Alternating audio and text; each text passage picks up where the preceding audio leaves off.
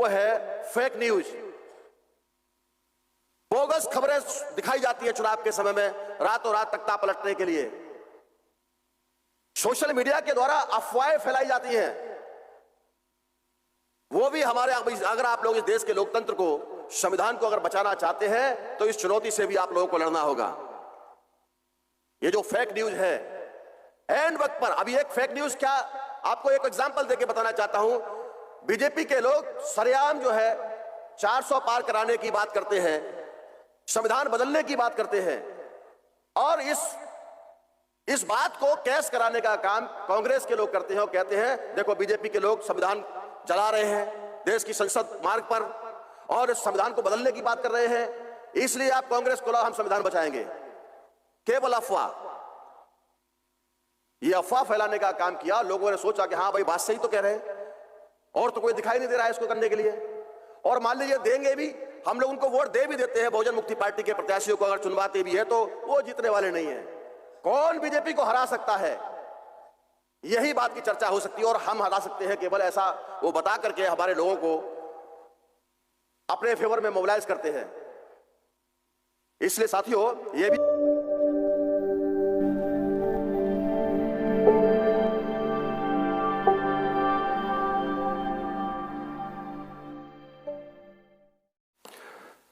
धन्यवाद संचालक महोदय। आज 20 दिसंबर को भारत मुक्ति मोर्चा का 14वां राष्ट्रीय अधिवेशन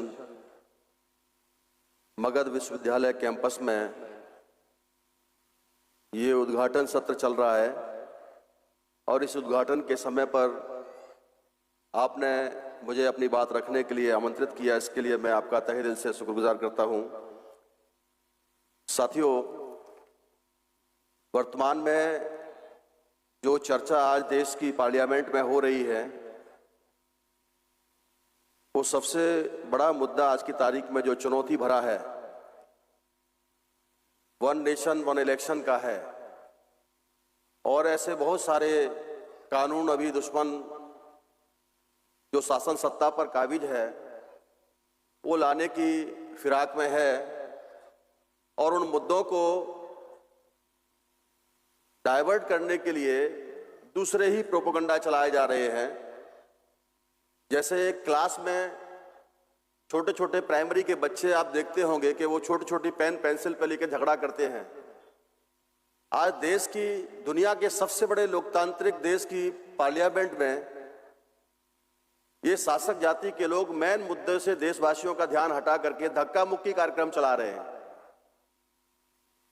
इतना नौटंकी बना के रख दिया है देश की पार्लियामेंट को। तो कुछ चुनौतियां हैं हमारे सामने। राहुल गांधी जो कांग्रेस के नेता हैं, वो संविधान बचाने का ढोंग कर रहे हैं।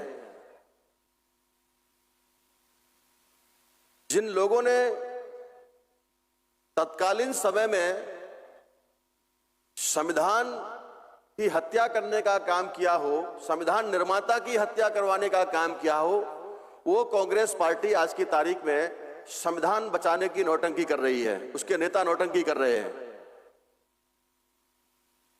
डीआईजी सक्सेना कमेटी बाबा साहब अंबेडकर की हत्या के ऊपर बनाई गई।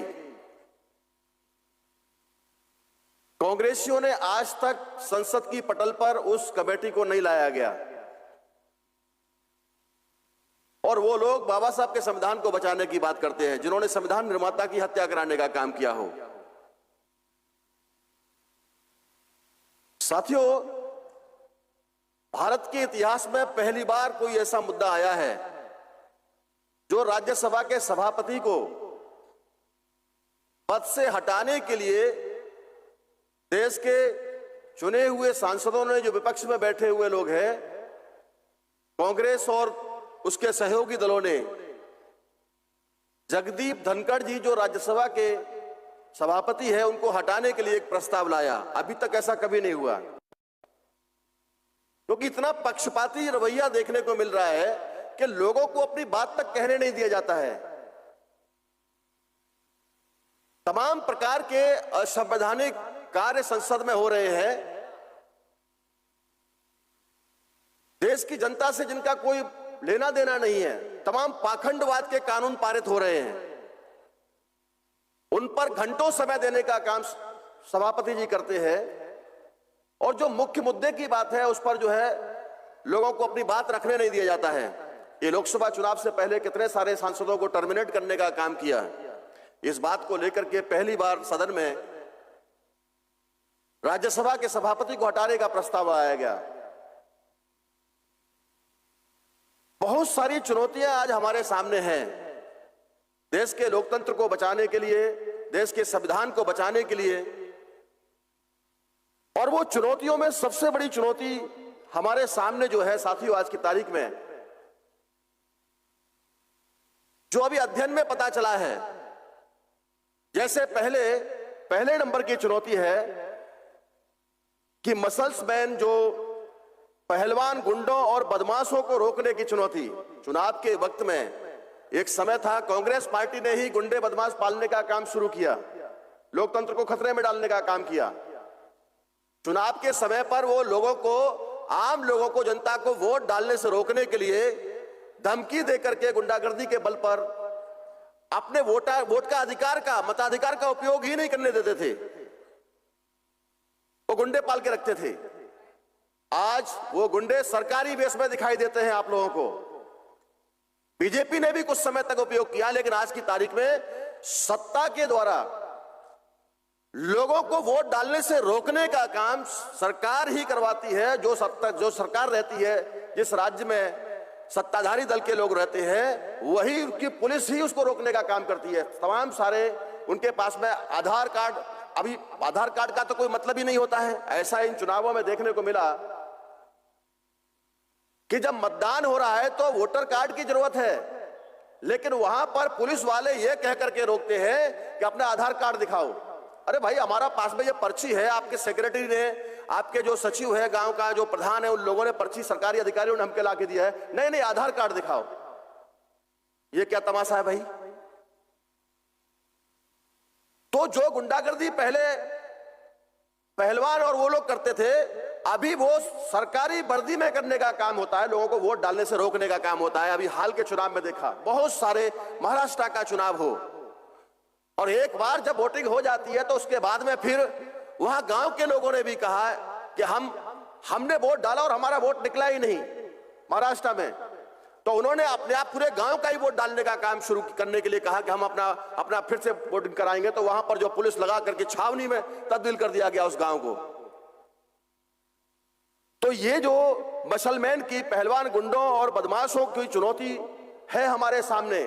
आप अपना वास्तविक प्रतिनिधि चुनना चाहते हो, मगर चुनने नहीं दिया जाता है। एक बड़ा संकट है हमारे सामने। ये संगठन शक्ति के बल पर रोक सकते हैं। इसीलिए हम लोग कह रहे हैं कि चलो गांव की ओर।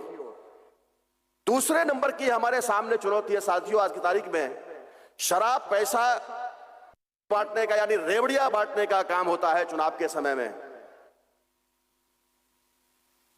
वो लोगों को यह अफवाह फैलाने का काम करते हैं, जहर पिलाने का काम करते हैं, और 5 साल तक वो एक बार बिरयानी मुर्गा खाने के बाद, वो जहर पीने के बाद में 5 साल तक हमारे लोग अपनी बहन बेटियों के ऊपर अत्याचार करने के लिए उन गुंडे बदमाशों को, जो सत्ता रूपी ताकत लेकर के उन्हीं को कुचलने का काम करते हैं, उनको लाइसेंस देने का काम ये जनता के लोग करते हैं। तो ये भी हमारे सामने एक चुनौती है साथियों।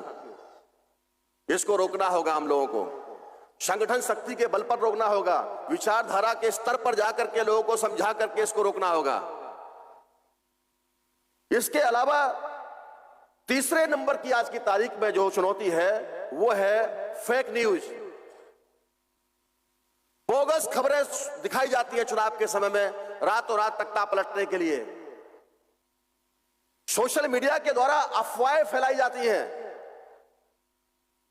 वो भी हमारे, अगर आप लोग इस देश के लोकतंत्र को, संविधान को अगर बचाना चाहते हैं तो इस चुनौती से भी आप लोगों को लड़ना होगा। ये जो फेक न्यूज है, एंड वक्त पर, अभी एक फेक न्यूज क्या, आपको एक एग्जांपल देके बताना चाहता हूं। बीजेपी के लोग सरेआम जो है 400 पार कराने की बात करते हैं, संविधान बदलने की बात करते हैं, और इस बात को कैश कराने का काम कांग्रेस के लोग करते हैं और कहते हैं देखो बीजेपी के लोग संविधान जला रहे हैं देश की संसद मार्ग पर और संविधान को बदलने की बात कर रहे हैं, इसलिए आप कांग्रेस को लाओ, हम संविधान बचाएंगे। केवल अफवाह, ये अफवाह फैलाने का काम किया। लोगों ने सोचा कि हाँ भाई बात सही तो कह रहे हैं, और तो कोई दिखाई नहीं दे रहा है इसको करने के लिए। और मान लीजिए देंगे भी, हम लोग उनको वोट दे भी देते हैं, बहुजन मुक्ति पार्टी के प्रत्याशियों को अगर चुनवाते भी है तो वो जीतने वाले नहीं है। कौन बीजेपी को हरा सकता है, यही बात की चर्चा हो सकती है। और हम हरा सकते हैं केवल ऐसा वो बता करके हमारे लोगों को अपने फेवर में मोबिलाइज करते हैं। इसलिए साथियों, ये भी एक हमारे सामने चुनौती है। इन अफवाहों से आप लोगों को बचना होगा और अपने समाज को बचाना है। जहां तक बात होती है चुनाव के समय में आदर्श आचार संहिता का उल्लंघन रोकने की, चुनाव आयोग कुछ ध्यान नहीं देता है। जिसके हाथ में सत्ता की ताकत होती है वो खुलेआम आचार संहिता का उल्लंघन करते हैं। करोड़ों रुपया, अरबों खरबों रुपया गाड़ी में पकड़ा जाता है, कोई कार्रवाई नहीं होती उनके ऊपर, और सत्ताधारी दल का होता है और दूसरे तमाम जो है उन लोगों का होता है, विपक्ष के लोगों का होता है। क्या हुआ, 2-4 दिन अखबार में आती है इतना रुपया, इतना करोड़ रुपया पकड़ा गया, फिर कहां गया वो पैसा,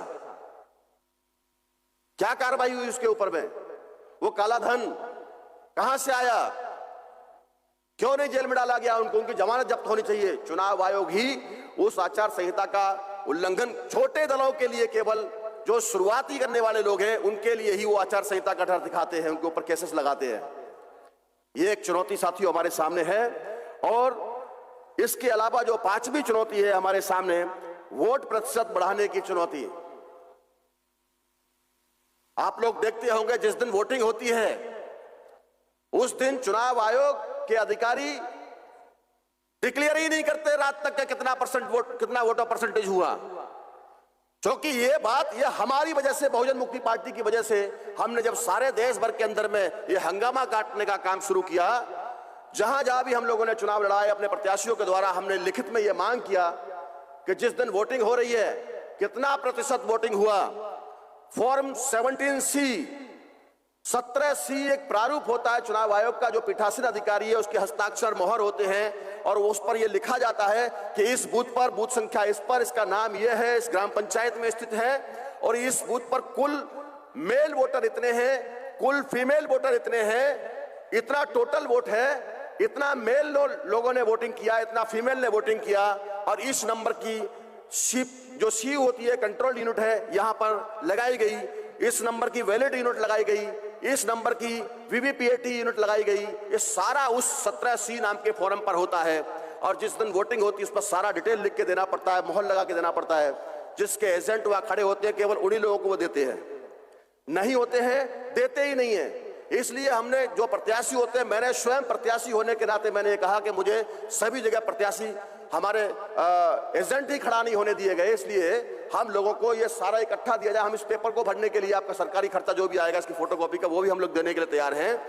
उन्होंने देने से साफ मना कर दिया कि ऐसा कोई प्रावधान नहीं है, जबकि राजीव कुमार जो चीफ इलेक्शन कमिश्नर हैं वो खुद कहते हैं कि हाँ हमने 17C देने का प्रावधान है, मगर वो देते नहीं है। कहने को अलग है और वास्तविकता अलग है।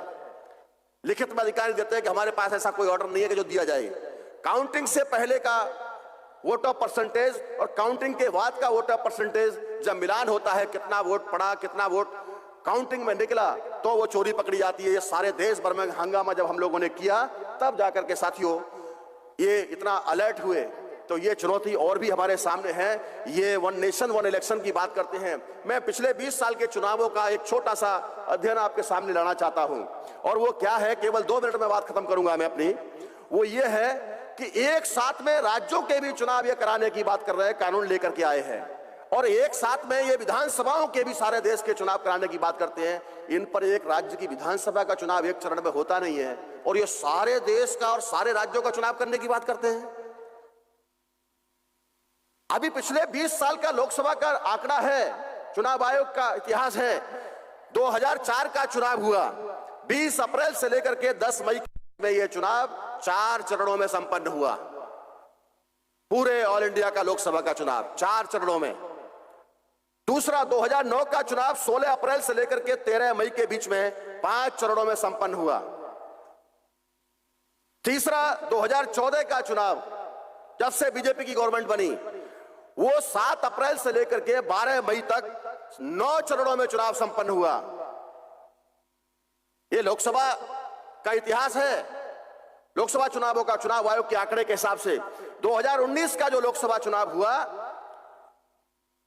वो 11 अप्रैल से लेकर के 12 मई के बीच में 9 चरणों में संपन्न हुआ। बीजेपी के लोग जो पहले 4 चरणों में 5 चरणों में चुनाव लोकसभा का होता था, अभी वो 9 चरणों में कराने की बात करते हैं, करा रहे हैं, उसके कार्यकाल में हो रहे हैं, उसकी गवर्नमेंट में हो रहे हैं, और वो 1 नेशन 1 इलेक्शन का बिल लेके आ रहे हैं। एक साथ में राज्यों का भी और देश का भी चुनाव कराने की बात कर रहे हैं। इसके साथ ही, इसके अलावा 2024 का जो चुनाव हुआ, हाल ही में संपन्न हुआ, वो 19 अप्रैल से लेकर के 1 जून तक चला और 7 चरणों में वो चुनाव संपन्न हुआ। ये 20 साल का भारत की पार्लियामेंट के चुनाव का इतिहास है। और ये 1 नेशन 1 इलेक्शन की बात करते हैं, जिन पर एक राज्य का या लोकसभा का चुनाव एक चरण में संपन्न होता नहीं है। ये 1 नेशन 1 इलेक्शन की बात करते हैं। इसलिए साथियों, ये तमाम सारी चुनौतियां हमारे सामने हैं और उन चुनौतियों को हम लोग संगठन शक्ति के बल पर ही रोक सकते हैं। चलो बूथ की ओर, चलो गांव की ओर, ये अभियान के तहत हमें अपना कार्यवाही तेज करनी होगी और गांव-गांव तक संगठन का, पार्टी का नेटवर्क हमको खड़ा करना है। तभी जाकर के साथियों हम लोग अपने वैल्यूएशन, अपने सपोर्टर, अपने कार्यकर्ता निर्माण करने हैं। तभी जाकर के हम लोग ये काम, ये व्यवस्था को बदल सकते हैं, रोक सकते हैं। ये काम हम लोग करेंगे। ऐसे में आप सभी साथियों से उम्मीद